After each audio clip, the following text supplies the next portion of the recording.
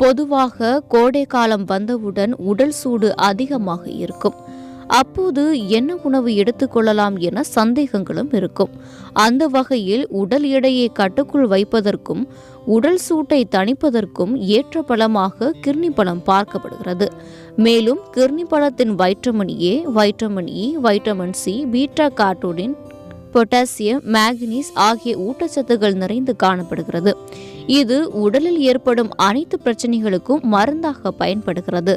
அந்த வகையில் கிர்னி பழத்தில் இருக்கும் மருத்துவ குறிப்புகள் குறித்து பார்க்கலாம்.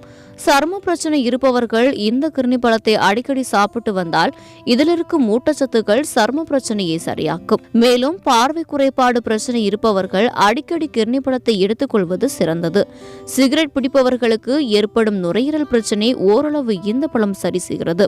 மேலும் கிர்னி பழத்தில் கிளிசமிக் இண்டெக்ஸ் அளவு குறைவாக இருப்பதால்